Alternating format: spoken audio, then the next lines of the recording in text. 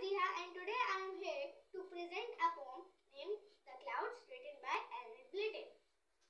On the grass I love to lie and watch the clouds